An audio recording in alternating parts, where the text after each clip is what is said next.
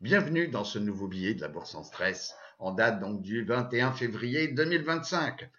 Petite chose à préciser pour notre page donc Facebook, la Bourse en stress, nous avons apporté quelque chose de nouveau. C'est une expérimentation. Vous nous direz si ça plaît, ça ne déplaît pas. Vous pouvez toujours liker et pour nous apporter de l'audience. Donc une vidéo sur l'état du marché américain. Donc nous avons commencé à poster donc ce matin du 21 février, donc une vidéo sur la clôture US du 20 février. Alors allez-y, regardez et puis commentez. Voilà. Alors revenons également sur notre proposition donc de formation donc sur les options du 26 au 29 avril 2025, toujours à l'hôtel à proximité donc de l'aéroport Charles de Gaulle, ce qui permet l'accès facile et même le stationnement avec la voiture. On peut arriver en avion, par le TGV et puis pas encore en téléportation. Bientôt disponible. Alors dans cette formation, donc niveau 1 parce qu'il y a un niveau expert, voilà, c'est pour ça qu'on l'appelle niveau 1, donc c'est 4 jours, donc samedi, dimanche et lundi, mardi, qui nous permet donc d'avoir accès au flux, donc à pouvoir intervenir en live sur donc des trades sur le marché américain concernant les options ou même les stocks si on fait du coverage call.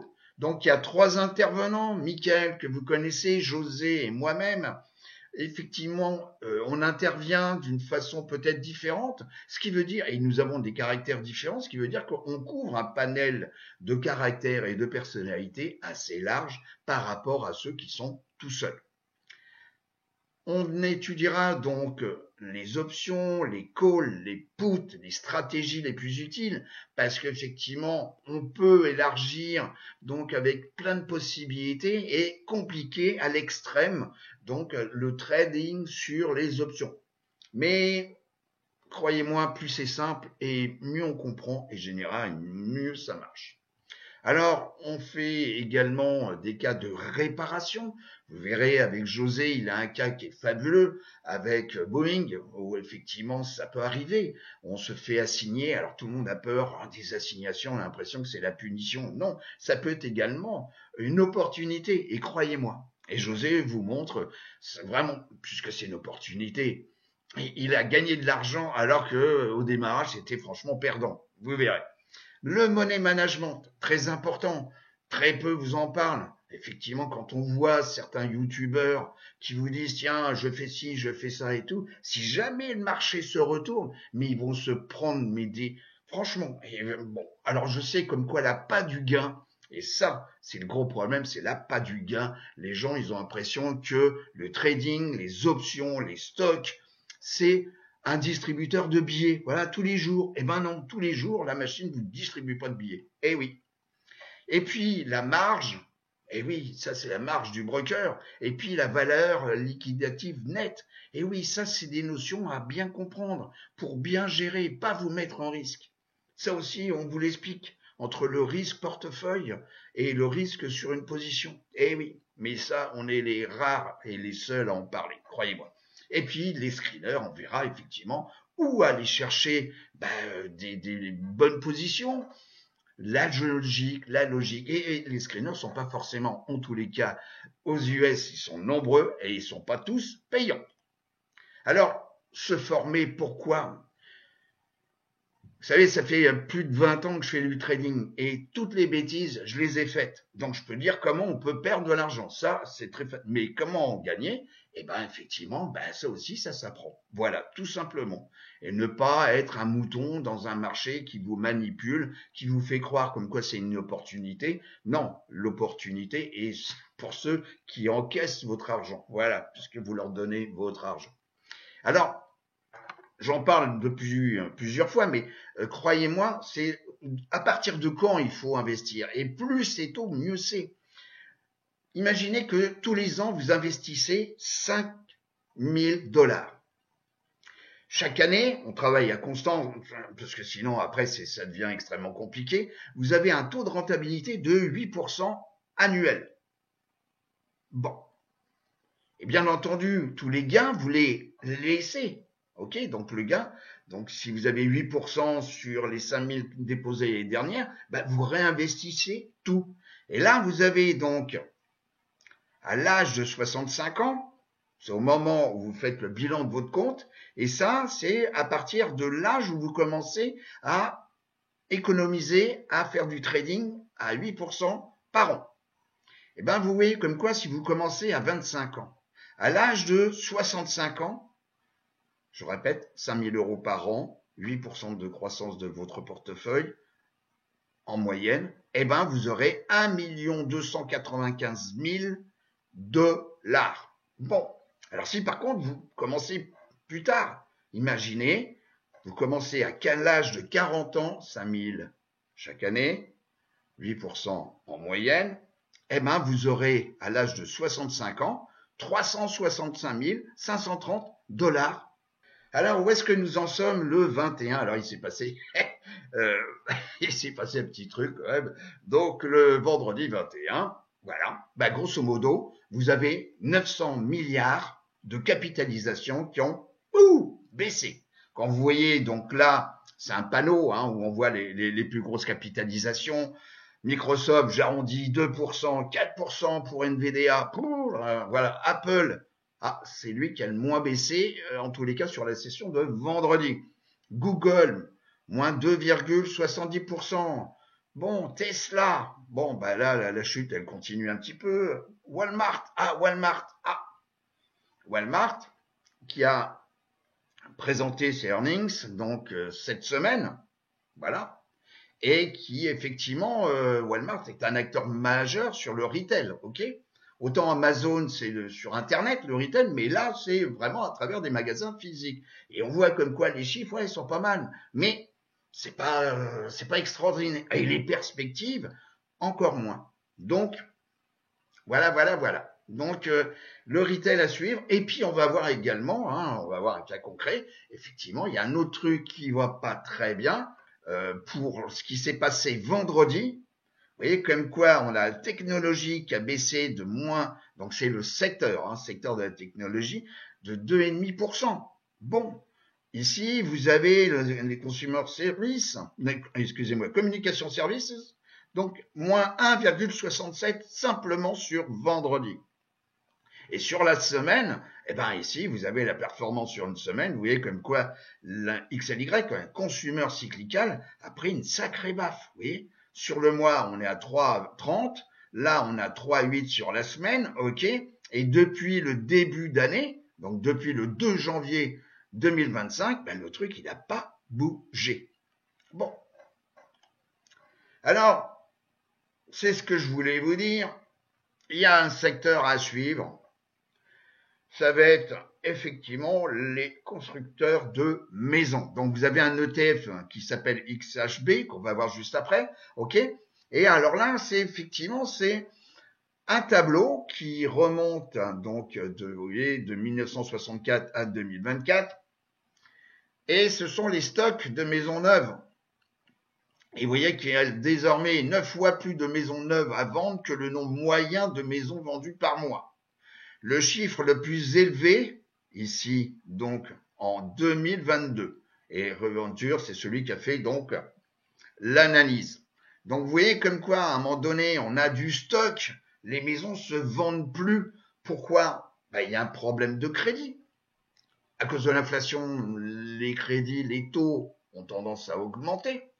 Ensuite, vous avez l'inflation qui joue sur le pouvoir d'achat. Ensuite, vous avez également les critères de sélection des banques pour octroyer un accord donc d'ouverture d'un crédit qui devient. Et puis, vous avez aussi le prix de l'immobilier qui peut continuer à monter ou stabiliser. Et à un moment donné, les gens, ils ont plus l'argent pour pouvoir s'acheter une maison, un bien immobilier. Donc, les stocks commencent à monter. Et à un moment donné, il va y avoir un petit souci. Voilà. Donc, on va en parler tout à l'heure d'une façon. Donc, l'immobilier, les constructeurs de maisons, effectivement. Et puis, on va voir, il y a une petite data qui est apparue vendredi. Ok, il y a un petit truc sur le revente de maisons existantes. Il y a un petit souci. il y a un petit souci. Donc voilà, je vous dis pas comme quoi ça y est, c'est le feu vert et sur la récession, sur vraiment un krach boursier. Bon, sur ce qu'on voit et ce que surtout sur donc la formation online et en présentiel, euh, il y a une vidéo où j'en parle sur des phénomènes cycliques sur les cracks boursiers, sur des marchés trop chers, etc. et qui est effectivement assez intéressant. Et effectivement, le 2024 devait être une année crack, panique. Bon. Alors, il y a des fois, vous savez, il peut y avoir un léger décalage. Ça peut être effectivement une élection, ça peut être effectivement un truc où tout le monde met le chiffre mauvais, un chiffre dans la cocotte minute, on ferme le couvercle, et puis on attend, et puis à un moment donné, bah, il y en a un autre qui ouvre le couvercle en disant, bah, tiens, je vais aller voir quand même ce qu'il y a dedans. Et puis là, ça commence à filer, et puis bah, ceux qui étaient acheteurs, bah, ils sont plus acheteurs, ils sont vendeurs. Voilà. Donc, gardez ça, hein, regardez, 2008, on a toutes les époques, hein, 91, etc. Et puis là, on a eu 2022 avec une augmentation des taux, et nous en sommes là. Donc, alors, on l'étudie assez souvent, hein, c'est le put-call ratio. Alors, le put-call ratio, oui, bon, en moyenne, hein, vraiment la valeur basse, c'est 0,60. C'est le ratio, si vous voulez, entre acheter un call, on achète un espoir, les marchés vont monter, ou on achète un put. Alors, on verra dans l'information qu'on peut vendre également des puts, hein, ok. Mais on achète un put pour protéger son portefeuille ou pour protéger donc une position parce que c'est un contrat par rapport à un ordre stop qui a une garantie sur l'exécution, mais pas sur le prix. La quantité, si vous placez un ordre stop, eh ben, on vous garantit comme quoi on va tout vous sucrer sur votre ligne de stock, mais le prix n'est pas du tout garanti. Ok, si vous avez un gros gap, eh ben, ce sera à l'ouverture que vous allez vous taper donc la revente avec votre ordre stop. Ce qui n'est pas le cas avec l'achat de put. Mais ça, on étudie ça pendant les formations. Donc, vous voyez comme quoi on a tendance à remonter un petit peu. On est au-dessus des deux moyennes, donc ça c'est du délit, hein. On est au-dessus des deux moyennes mobiles, la 200 ici en rouge et en bleu la 50. Bon, donc ça veut dire que en fin de semaine, on est revenu acheter donc, eh ben quoi, des puts. Vous voyez, c'est le put-call ratio. Bon. Alors il y a des moments de panique, hein, vous voyez, comme quoi là on a acheté énormément, hein, début 2024, ok, bah pour protéger ses positions. Et puis on voit également d'autres choses où on a la profondeur, c'est-à-dire la différence entre le prix et le strike du put, où effectivement, en fonction de l'élastique, effectivement, on a d'autres critères qui interviennent et ça vous donne aussi la petite puce à l'oreille. Mais on voit tout ça pendant la formation option 1 et niveau expert. Voilà. Alors, VUG divisé par VTV, donc c'est une division. Donc les valeurs de croissance à travers l'ETF VUG et puis les valeurs value, ce qu'on appelle les values. Et donc, effectivement, on vous donne généralement l'orientation. Quand vous avez les valeurs de croissance qui prédominent par rapport aux valeurs value, ça veut dire qu'on a un marché dynamique. Voilà, le risque est là. On va prendre les valeurs de croissance où généralement on a un bêta assez élevé. Hein. Effectivement, et là, vendredi, c'est passé une belle bougie. Alors, est-ce que on va délaisser un petit peu les valeurs de croissance? Eh ben, c'est les jours prochains qui vont nous le dire. Voilà. Alors, concernant vendredi, donc au niveau des informations, vous voyez comme quoi, au niveau de la vente de maison, ça n'a pas été terrible, ok. Et ça aussi, c'est un indicateur important où, sur la revente de biens, s'il y a une difficulté, soit effectivement les gens n'ont plus accès facilement au crédit, soit les prix sont estimés trop chers, soit il y a un phénomène psychologique où les gens hésitent à acheter. Voilà. Et puis il y avait également le Global Service, le PMI, qui est en dessous des attentes. Voilà, ce qui correspond à cette prise de peur qu'il y a eu vendredi. Alors, le VIX, Donc déjà, on va se mettre en plein écran. Voilà. Alors le VIX, alors j'ai raté jeudi parce que je voulais prendre une position sur le VIX en achetant donc un call 21. Bon, pour l'instant, il faut toujours regarder ce canal. Hein, c'est le mien, chacun fait comme il veut. Hein, c'est le canal 23 et 16. Voilà. Et donc pour l'instant, vous voyez, on navigue toujours à l'intérieur, même si on a des sessions en dessous, puisqu'il y a un phénomène d'aimant qui fait comme quoi on attire le VIX dans la zone des 13-12. Bon, pour l'instant, on est au-dessus. Donc le SP500, vous voyez comme quoi, déjà premièrement, pof, c'est clair, on vient tester directement la moyenne mobile. Alors, quand vous avez des zinzins comme ça, il faut toujours s'en méfier. Vous voyez, quand on a des zinzins comme ça, vous voyez, on essaye de booster parce que vous voyez comme quoi, par exemple ici, c'était mercredi, donc on a essayé de faire un nouveau plus haut. Mais quand vous voyez, bon, alors il y a un peu de volume, oui, d'accord, ok. Mais bon, pour l'instant, c'est un petit chouïa. Alors on a fait un nouveau plus haut, ok, mercredi, bon. Jeudi, on est venu tester mon fil conducteur là 10 jours, hein, puisqu'on est en délit. Et puis là, alors les jours prochains, je peux vous dire, alors bien entendu, on peut s'appuyer sur des indicateurs comme le RSI et le MACD. Bon, ok. C'est vrai que bon, là, on est sous la zone de neutralité des 50. Ok, le MACD, on va peut-être. Bon, pour l'instant, on va attendre un petit peu. La semaine prochaine, on risque d'avoir quelques informations et entre autres, hein, je vous montrerai, il va y avoir des earnings et dont un est quand même relativement important. Si on regarde donc NDX, le Nasdaq 100, vous voyez, bon, je couperai pas, voilà. Donc vous voyez, même chose, on se rapproche de la 50. Bon, si nous regardons le Dow Jones Industrial, donc voilà, et ben là on a carrément cassé. Alors il avait bien monté, hein. Là on était même chose, vous voyez, un petit coup en haut, un petit coup en bas, voilà. Et puis pof, on était passé donc jeudi sous mon fil conducteur là 10 jours. Et puis là vendredi simplement on a cassé là 50 jours. Alors, est-ce qu'on va revenir ici, donc, puisqu'on avait eu un beau gap haussier, est-ce qu'on va venir combler? Bah, les probabilités sont là, hein. Donc je dis pas que ça va se faire, je m'appelle pas Irma, mais en termes de probabilité, c'est possible. Et puis bon, ça c'est aussi très important, donc à travers, alors on peut utiliser ROT, mais là c'est le TF adossé sur le Russell 2000. Bon, bah là vous voyez carrément. Alors lui, ça fait un paquet de temps. Donc ça, c'est vraiment l'économie américaine hein, quand même. Hein. À un moment donné, il montait, vous voyez, c'était possible. Hein. Et puis jusqu'au mois de novembre, au bout. Et là, au mois de novembre, on avait fortement baissé, donc sur en croisant vers le bas, donc la moyenne mobile 50, la noire. Et puis là, vous voyez, depuis ce moment-là, on était carrément en dessous de la 50. Et puis là, vendredi, pof, test de la 200. Alors, est-ce qu'il faut aller sur les small? Ben, pour l'instant, ben, je dirais qu'il faut peut-être arrêter. Et il vaut mieux être attentif. Les secteurs. Alors, les secteurs sur 6 mois, oui, on est sur 6 mois.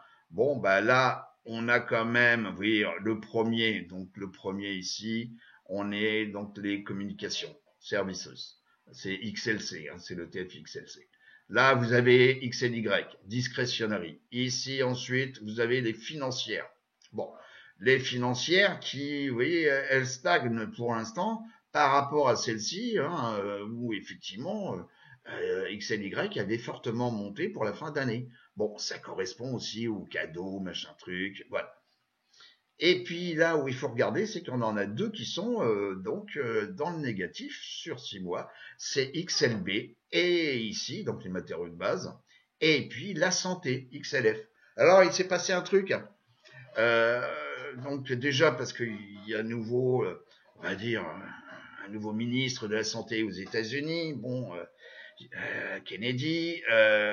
Il y a eu également un problème avec Medical Care où effectivement il y aurait des problèmes de surfacturation avec et UNH a fortement baissé donc cette fin de semaine. Bon, d'ailleurs, vous voyez, on le voit directement ici.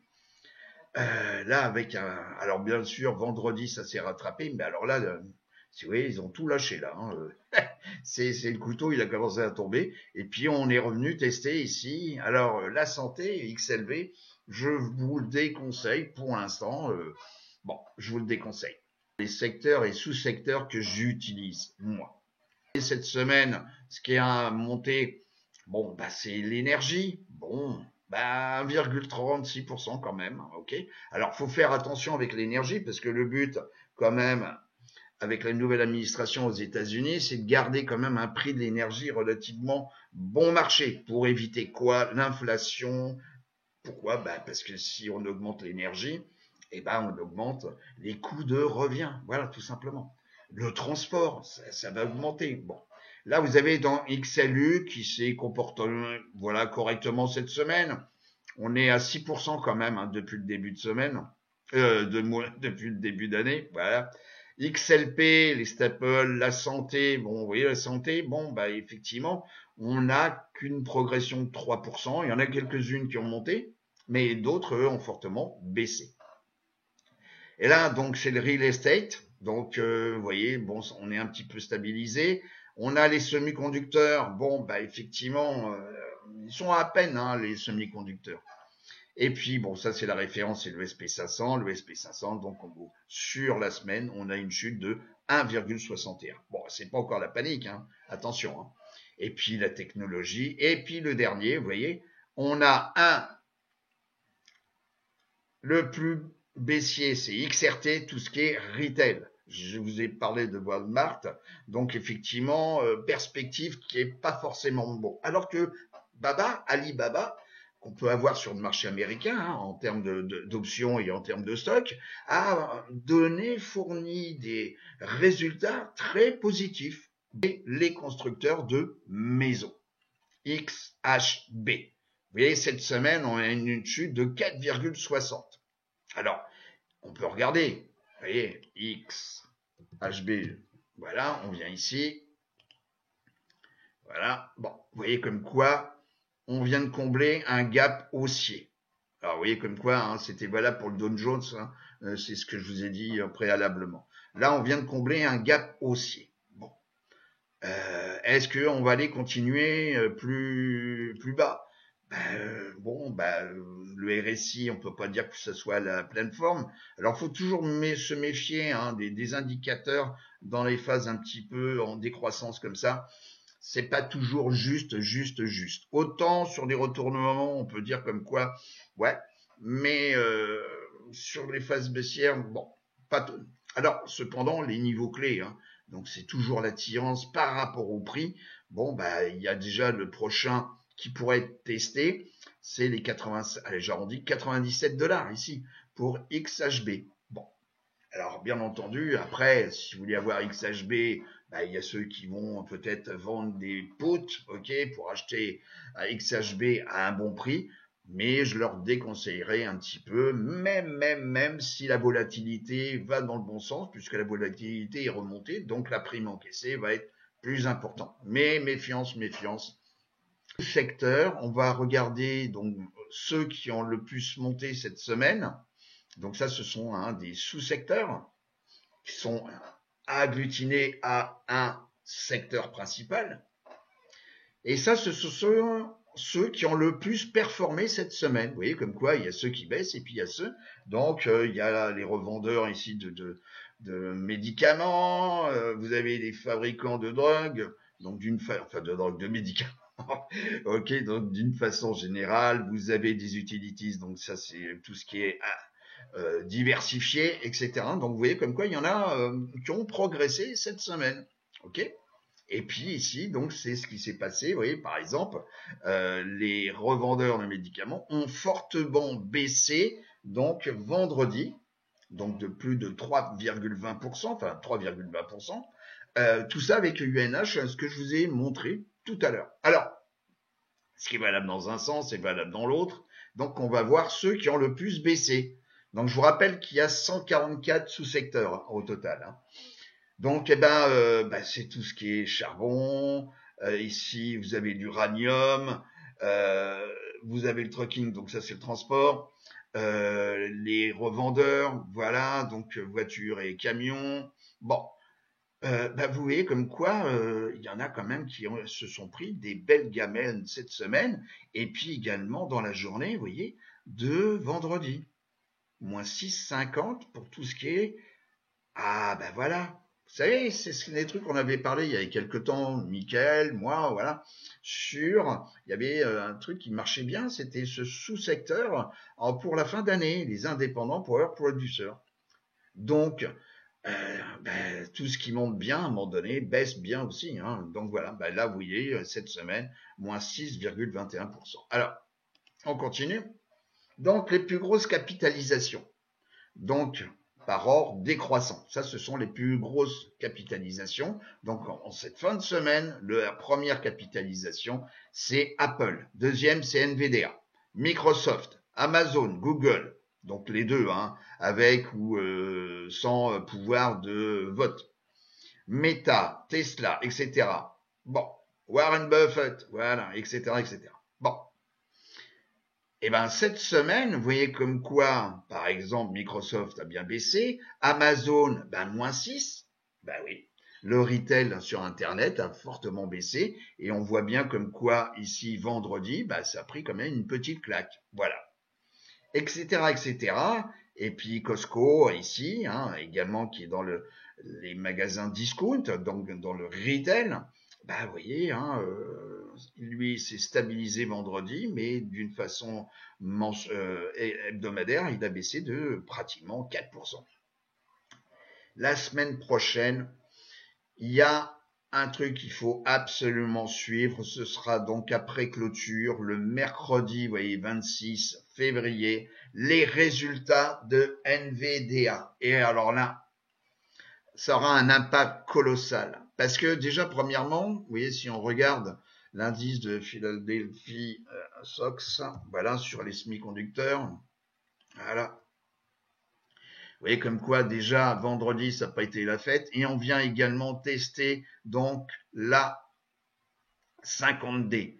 Mais on voit comme quoi il y a confusion de la 50D, de la 200D ici en rouge et mon petit fil conducteur de la 10D. Ils sont pratiquement au même niveau puisque on est ici en stagnation, vous voyez, depuis un temps certain, depuis août, on est dans un canal horizontal. Donc les trois moyennes mobiles commencent à se confondre. Donc, autant vous dire que NVDA, pour revenir ici, va avoir en tous les cas un impact très très très important puisque ça comprend bien entendu le secteur intéressant que tout le monde parlait, l'intelligence artificielle. Voilà.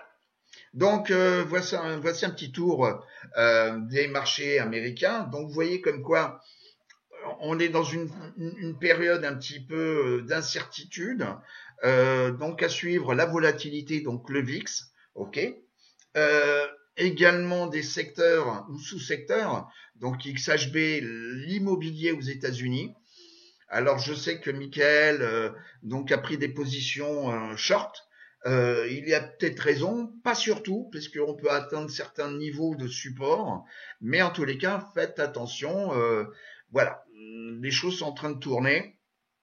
Alors dans quelle direction, je sais pas, mais il y a des choses, vous voyez, hein, il suffit. Comme je dis souvent, les prix ne montent jamais. Je vous souhaite une bonne semaine et je vous dis à tout bientôt. Ciao les amis.